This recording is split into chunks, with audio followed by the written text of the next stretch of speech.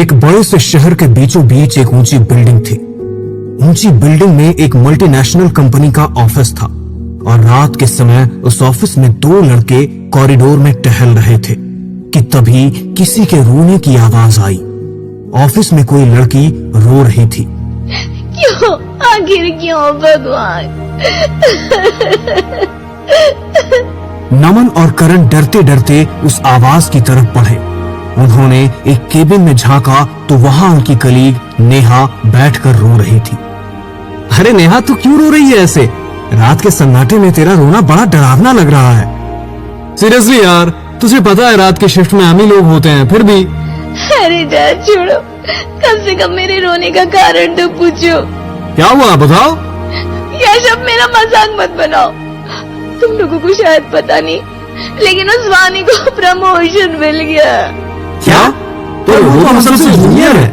तभी तो रो रही हूँ। चलो अच्छा, फिलहाल घर जाने का वक्त हो गया है। कल दिन में आकर बॉस से बात करेंगे। वो सभी लोग अपने अपने घर चले गए। अगले दिन जब वो लोग वापस आए तो उन्होंने बॉस से बात की, लेकिन बॉस ने उनकी बात को इग्नोर करते हुए सीधे उन्हें ऑफिस ट्रिप का लॉलीपॉप पकड़ा दिया। जाओ, पांचों लोग घूम कर आओ। पांचों कौन? वानी भी तो जाएगी, अमृतसर जाना है। वहाँ एक काम भी है और वानी के प्रमोशन की पार्टी भी हो जाएगी। चारों एक दूसरे का मुंह देखने लगे। वानी, जिसे कोई पसंद नहीं करता था, अब उसी के साथ उन्हें ट्रिप पर जाना था। कुछ ही घंटों में सभी एक कार में बैठे। करण ड्राइव कर रहा था, बाकी पीछे बैठे थे। माहौल थोड़ा भारी था, लेकिन मस्ती चालू थी। करण, तेरी ड्राइविंग देख के लग रहा है कि मंजिल से पहले ही स्वर्ग पहुंच जाएंगे। चुप बे, स्वर्ग भेज दूंगा सच में। अरे यार, म्यूजिक चलाना, थोड़ा माहौल बने। लेकिन वानी एक साइड चुपचाप बैठी रही। कुछ देर बाद उसने अपने बैग से एक जूस की बोतल निकाली और सबको ऑफर किया। अरे ये लो, घर से लाई हूँ, बहुत अच्छा है। नहीं चाहिए? नहीं, अभी पिया था। मुझे जूस से एलर्जी है, मैं डाइटिंग कर रहा हूँ। ठीक है, मैं बॉस को बताऊंगी तुम सब मेरे साथ कैसा बर्ताव कर रहे हो। चारों ने एक दूसरे को देखा और मजबूरी में जूस ले लिया। और फिर कुछ ही दूर जाने के बाद, ओह शिट! करण ने अचानक कार रोकी। सब चौंक गए। करण गाड़ी से उतरा और उल्टियां करने लगा। सब घबराकर फौरन बाहर निकले। करण, क्या हुआ? ओए, कुछ तो बोल। करण अचानक जमीन पर गिरकर लोटने लगा। ये देखकर सब डर गए। तभी करण अचानक उठकर जोर से हंसने लगा। डर गए तुम लोग? मजा आ गया यार। तेरे को ना अभी फेंक दूंगा सड़क पर। चल गाड़ी में बैठ चुपचाप। Oh God, मेरी तो जान निकल गई थी। मुझे लगा वानी ने जूस में कुछ मिलाकर दे दिया तुम्हें। अरे, मैं ऐसा क्यों करूंगी भला? गाड़ी फिर से चलने लगती है और कुछ किलोमीटर बाद, अबे ये क्या है सामने? करण ने देखा कि एक सफेद साड़ी में एक औरत सड़क पर खड़ी थी। करण डरकर गाड़ी घुमाता है और ब्रेक दबाता है, लेकिन गाड़ी पेड़ से टकरा जाती है। इस दुर्घटना में सब घायल हो जाते हैं और वानी सबसे ज्यादा। ओए करण, क्या किया तूने? मैंने कुछ नहीं किया। सामने एक औरत खड़ी थी सफेद साड़ी में। कहाँ है वो? वो चारों इधर उधर देखते हैं, लेकिन कोई नहीं दिखता। तभी भेड़िए के गुर्राने की आवाज आती है। भेड़िया? Oh my God! अबे भागो यहाँ से।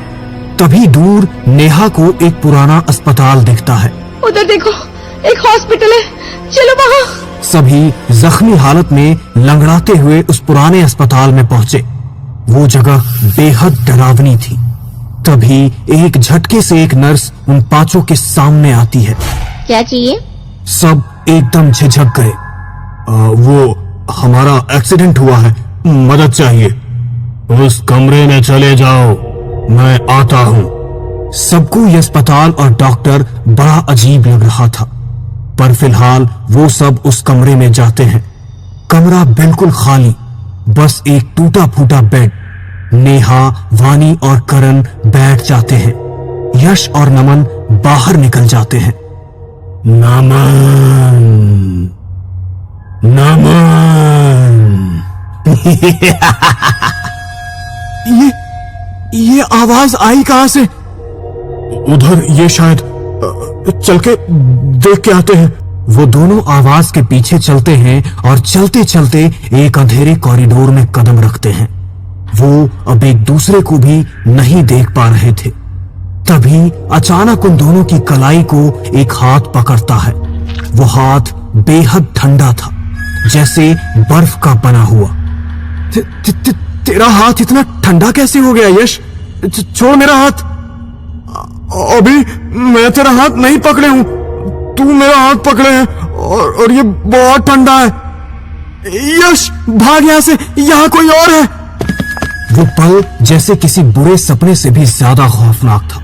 चारों तरफ सन्नाटा, सिर्फ दिल की धड़कनें सुनाई दे रही थी। नमन और यश डर के मारे कांप रहे थे। दोनों फौरन भागते हुए उसी कमरे की तरफ गए जहां कुछ देर पहले करण, नेहा और वानी थे, पर अब वहां कोई नहीं था। यश, यही थे ना सब? कहां गए सब? अरे करण, नेहा, वानी, कहां हो तुम? कमरा खाली था, ना कोई आवाज, ना कोई हलचल। उन दोनों ने तीनों को दोबारा आवाज लगाई। करण, नेहा, वानी, कहां हो सब? कोई जवाब नहीं आया। फिर उन्होंने अस्पताल का कोना कोना छान मारा। डॉक्टर और नर्स को भी ढूंढने की कोशिश की, पर सब जैसे हवा हो गए हों। कोई नामो निशान नहीं। तभी एक हल्की सी आवाज आई, नेहा की। बचाओ, बचाओ। नमन और यश तुरंत उस दिशा में पागलों की तरह दौड़े। उन्होंने देखा कि नेहा जमीन पर गिरी पड़ी थी। उसकी आंखें खुली थी, पर उनमें जिंदगी नहीं थी और उसके जिस्म से कुछ निकल रहा था। वो एक काले साए जैसा दिख रहा था। यश, देख, वो क्या है? ये काला साया कैसा है? उन दोनों ने देखा कि वो साया उनकी तरफ देखकर अजीब सी फुफकार मारता है और हवा में घुल जाता है। दोनों फटाफट दौड़ते हुए नेहा के पास पहुंचे, पर बहुत देर हो चुकी थी। ये कैसे हुआ? उसके शरीर पर तो कोई चोट का निशान भी नहीं है। इसे किसने मार दिया? शायद उस काले साए ने। वो दोनों ही सकते में थे। समझ ही नहीं आ रहा था कि वो साया असल में था या मात्र उनका वहम। तभी पीछे से जानवरों की भीड़ जैसी आवाज आई।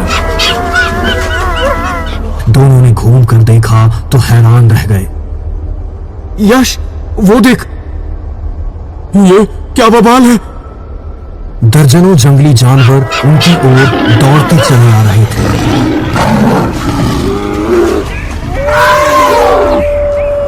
जैसे कोई पागलपन भरी मौत की परेड हो। उनके पास छिपने या भागने की ना तो जगह थी और ना ही समय था। दोनों जमीन पर दुबक कर बैठ गए। भगवान, भगवान, बचा लेना। पर जब अगले ही पल उन्होंने अपनी आंखें खोली, वहां कुछ भी नहीं था। न कोई जानवर, न कोई आवाज, बस सन्नाटा। कहां गए वो? पता नहीं, पर जहां भी गए हम बच गए। और तभी सामने से करण और वानी आते दिखे। अबे कहां चले गए थे तुम लोग? और नेहा? नेहा भी कहीं मिल नहीं रही। करण, नेहा मर चुकी है। क्या? उसे मार डाला शायद एक काले साए ने। वो हमारी आंखों के सामने उसके शरीर से निकला। करण और वानी नेहा की लाश देखकर फूट फूट कर रोने लगे। ऐसा कैसे हो सकता है? ऐसा कैसे हो सकता है? तभी एक नर्स आई, पर उसके हाथ में एक बहुत बड़ा इंजेक्शन था। चारों लेट जाओ, तुम सबको ये इंजेक्शन लगना है। क्या बकवास है ये? हमें चोट लगी है, पट्टी करनी है, इंजेक्शन क्यों? अगले ही पल नर्स की आंखें काली हो गई और उसके भीतर से एक डरावना साया निकला।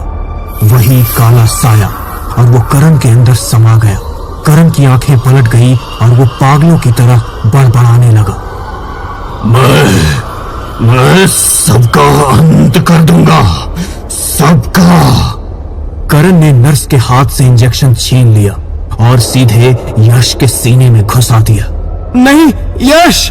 यश जमीन पर गिरा और तड़पता रहा, जब तक कि उसकी सांसें हमेशा के लिए थम न गई।